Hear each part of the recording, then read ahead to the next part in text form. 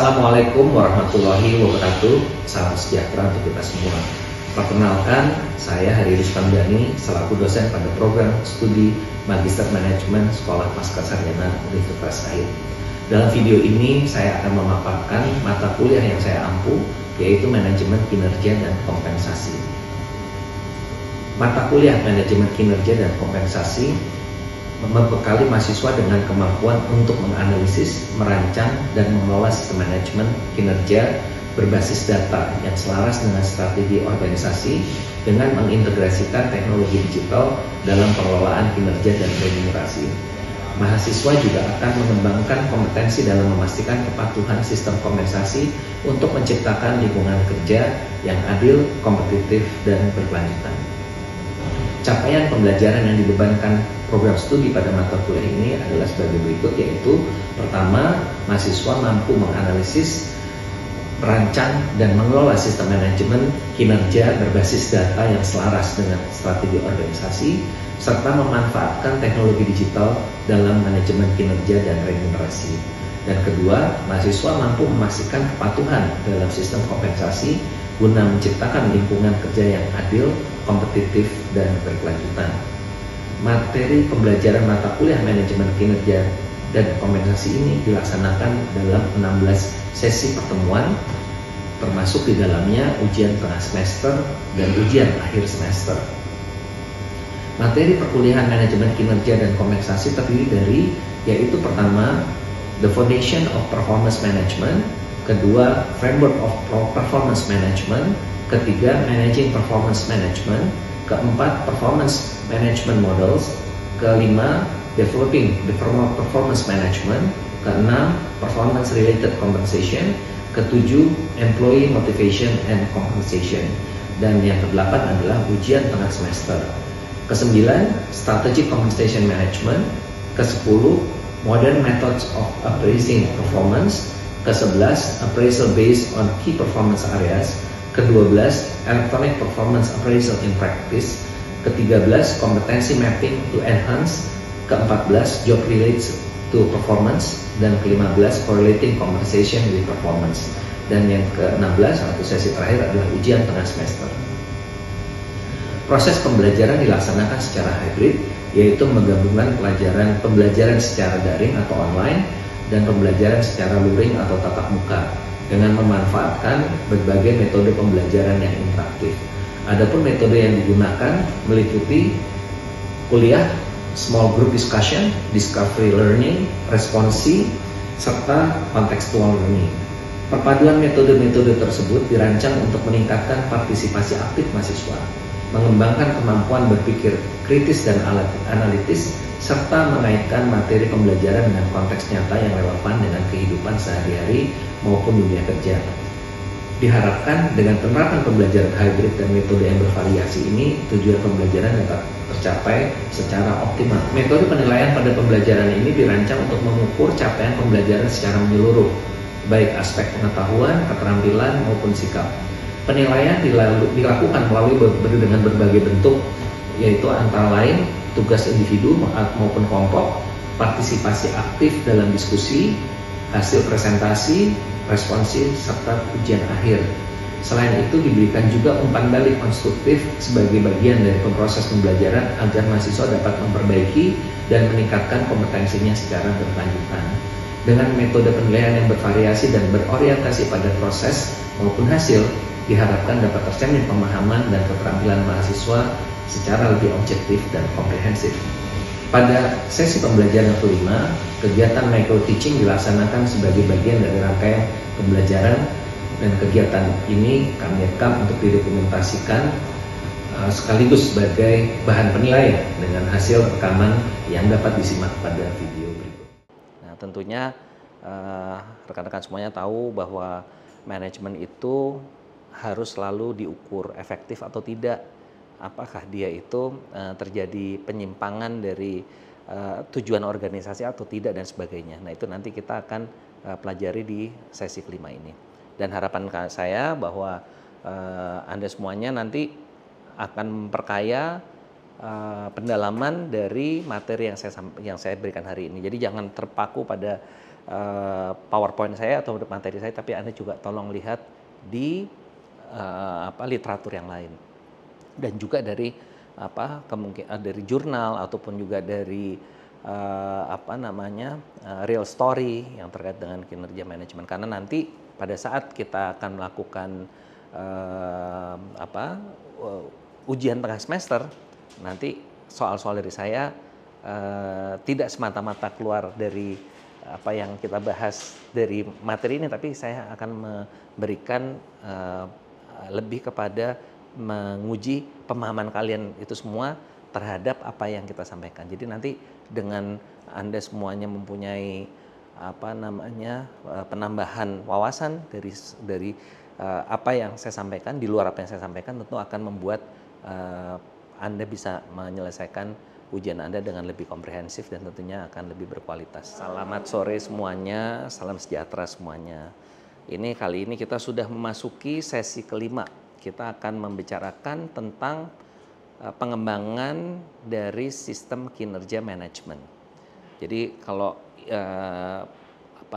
capaiannya, tujuan daripada sesi ini adalah untuk membuat Anda semua mampu merancang program pengembangan manajemen kinerja yang efektif dengan mempertimbangkan kerangka kerja, tahapan, pendekatan, dan faktor kontekstual yang relevan. Jadi di sini intinya adalah kita akan mengukur kinerja dari manajemen. Nah, sebelum saya lanjut, kira-kira ada yang udah pernah tahu nggak sih performance management tuh kira-kira apa gitu?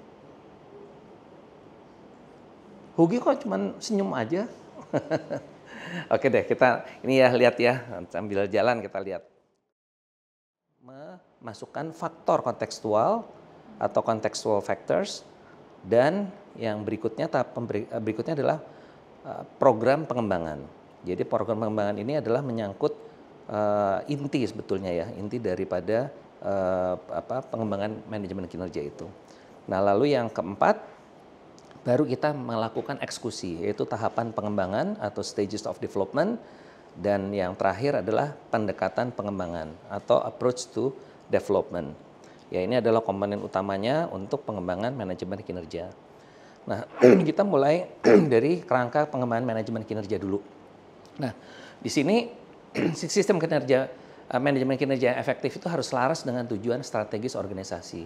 Fokus utamanya adalah mendukung pengembangan individu. Kenapa kok yang diarah individu ya gitu ya? Karena kalau kita bicara manajemen tidak bisa lepas dari faktor individunya kan. Kan manajemen kan sekumpulan daripada individu yang membentuk struktur organisasi suatu manajemen gitu ya. Nah, di sini di McKinsey juga disampaikan ya tahun 2024 menekankan pentingnya sistem yang gesit atau agile ya, pembaruan tujuan harus dilakukan dengan cepat, dan hubungan manajer dan karyawan yang mendukung sangat penting untuk umpan balik real time. Penilaian 360 derajat, lalu juga dari sisi scoring dan sebagainya itu sudah ada di aplikasinya. Nah, ya, selanjutnya dari planning dulu, planning yang ada di sebelah sini ya, dari planningnya rencananya mau seperti apa sih gitu ya. Lalu kita lanjutkan dengan desainnya, lalu kita lakukan testing, dan testing itu adalah untuk menguji desain kita ini cukup relevan nggak. Nah, lalu selanjutnya adalah masuk ke dalam fase pengembangan, dan setelah pengembangan deployment itu adalah implementasinya. Oke. Nah, selanjutnya adalah terkait dengan analisis kebutuhan. Jadi di sini kita itu akan menilai kondisi existing setelah mengidentifikasikan gap antara kinerja saat ini dan harapan organisasi. Misalnya kita membuat suatu program terkait dengan, kalau saya sampaikan ada sebagian dari pariwisata, membuat program untuk masa liburan, sampai contoh masa liburan dengan membuat bundling tiket dengan hotel, dengan taman hiburan dan sebagainya ya. Nah, waktu kita harapannya apa? Harapannya kinerja atau salesnya naik kan kira-kira itu. Kita ujung-ujungnya kan selalu nyari revenue ya. Nah, tapi waktu kita lakukan, kita eksekusi, itu ternyata tidak sesuai dengan harapan kita. Nah, kita lihat di situ identifikasi gapnya kenapa ya? Kok udah dibikin seperti ini, begitu kita eksekusi ternyata kejadiannya tidak seperti harapan. Penjualannya ternyata lebih rendah dari target kita. Nah, disinilah kita melakukan identifikasi itu. Kira-kira seperti itu. Dan selanjutnya adalah pengumpulan data, yaitu kita mengumpulkan informasi dari berbagai pemangku kepentingan untuk memahami kebutuhannya apa. Nah, tadi setelah kita identifikasi gap-nya, kita juga akan mengkonfirmasi dari data yang ada. Betul nggak sih ternyata setelah kita identifikasi misalnya ketemu bahwa ternyata daya beli masyarakat itu rendah. Begitu kita bikin program, masyarakat nggak ambil semuanya. Mbak dan mas mahasiswi, sampai di sini apakah ada pertanyaan? Silakan kalau ada yang mau ditanyakan. Mungkin ya silakan Mbak. Iya, tadi dalam presentasi Bapak, kita kan diminta di tahapan pengembangan sistem tadi, kita diminta menetapkan KPI ya, di organisasi. KPI selaras dengan tujuan organisasi. Namun saya sempat bertanya-tanya, bagaimana jika dalam praktik terdapat konflik antara tujuan jangka pendek unit kerja dan tujuan strategis daripada organisasi tersebut. Jadi gini, kalau sampai terjadi adanya perbedaan gitu ya antara KPI, mungkin lebih tepatnya KPI-nya bunyinya apa sih, programnya berbeda gitu ya. Kita bicara programnya. Nah, tentu yang harus diubah adalah programnya. Programnya ini kan harusnya mengikuti KPI dong gitu kan. Kan tadi Mbak siapa namanya? Putri. Mbak Putri kan marketing ya.